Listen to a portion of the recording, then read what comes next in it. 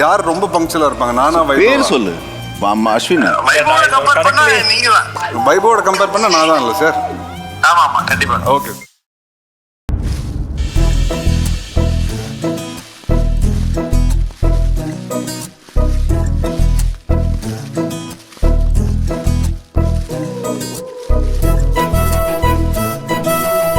என்ன ஆனந்தி, வேலையெல்லாம் ஆரம்பிச்சிட்டியா? ஆரம்பிச்சிட்டேனே. ஏன்னு இன்னைக்கு இவங்க கூட்டிட்டு இருக்காங்க?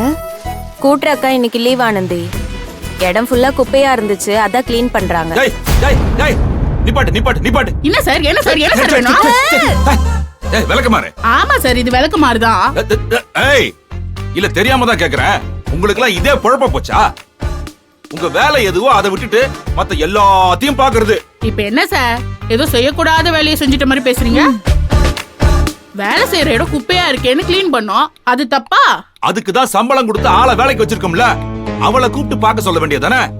உங்க வேலை எதுவோ அதை ஒழுங்கா செஞ்சு கம்பெனிக்கு காட்ட வேண்டிய விசுவாசத்தை கரெக்டா காட்டினா போதும். புரியுதா? சார், எங்க விசுவாசத்தை காமிக்கணும், நல்ல பேர் வாங்கணும்ல, இந்த வேலையை நாங்க செய்யல. கூட்டி பெருக்கிற கனகாக்கா இன்னைக்கு லீவுன்னு சொன்னாங்க. இப்படி குப்பையா இருக்கிற இடத்துல உட்காந்து எப்படி சார் வேலை செய்யறது? அதான் கிளீன் பண்ணோம். என்னது வேலைக்கு வரலையா? என்கிட்ட சொல்லாம எப்படி அவ லீவ் எடுத்தா? இந்த கூட்டி பெருக்கிற வேலைக்கே அவளுக்கு இவ்வளவு திமுறா? பெரிய கலெக்டர் வேலை பாக்குற மாதிரி இஷ்டத்துக்கு லீவ் போடுறது. வேலையை விட்டு தூக்குறேன். சார், கலெக்டர் வேலை பாக்குறவங்க இஷ்டத்துக்கு லீவ் போடுவாங்கன்னு யார் சார் சொன்னது?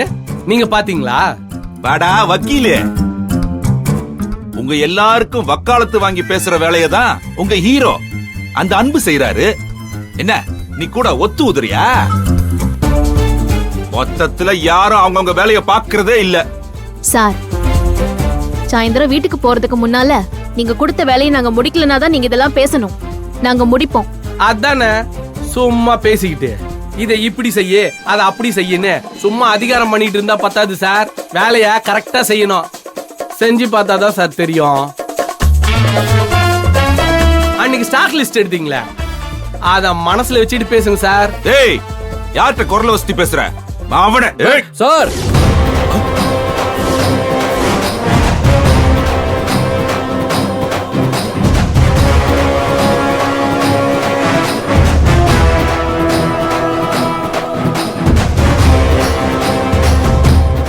எங்க வேலையை எப்படி சரியா செய்யணும்னு எங்களுக்கு யாரும் சொல்லி தர வேண்டியதில்லை சார்.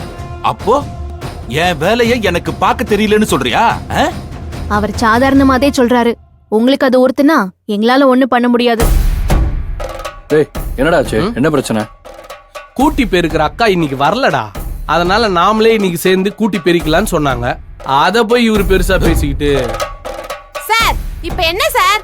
உஷாக்கா நிஷாக்கா அதை இப்படி என்கிட்ட கொடுங்க. ஒரு ஆள் செய்ய வேண்டிய வேலையை 3 பேர் எதுக்கு செய்யணும்? கொடுங்க, நானே செய்யறேன்.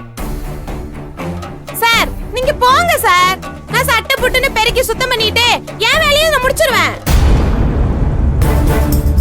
பாவம் சார் அந்த அக்கா வீட்ல என்ன பிரச்சனையோ ஒரு நாள் லீவ் எடுத்ததுக்கு ஏதோ வேலையை விட்டு தூக்குவேன்லாம் சொல்லாதீங்க சார்.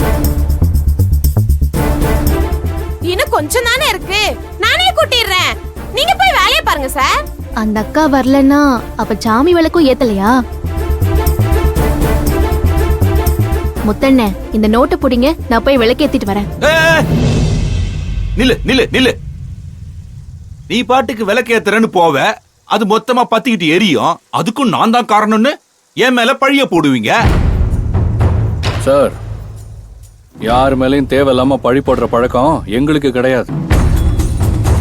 எல்லாத்துக்கும் ஆதாரம் கிடைக்கிற வரைக்கும் வேணா நீங்க பழிக்கு பழின்னு சொல்லிக்கலாம்.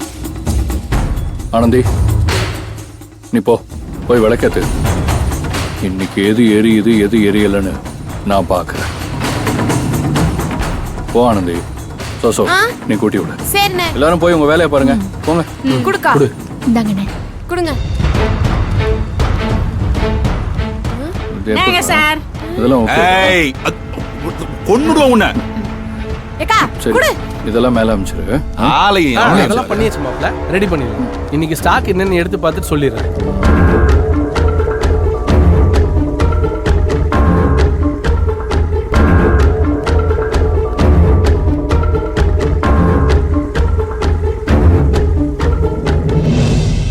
கனகாக்கா வராததுனால எங்கேயுமே சுத்தம் பண்ணல போலயே.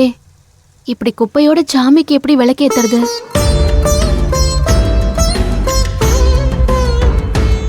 சரி ஓகே கொடு, சரி. பாத்துக்கலாம். இது எல்லாத்தையும் ஃபர்ஸ்ட் முடிக்க சொல்லு, அப்புறம் மத்ததெல்லாம் பாத்துக்கலாம்.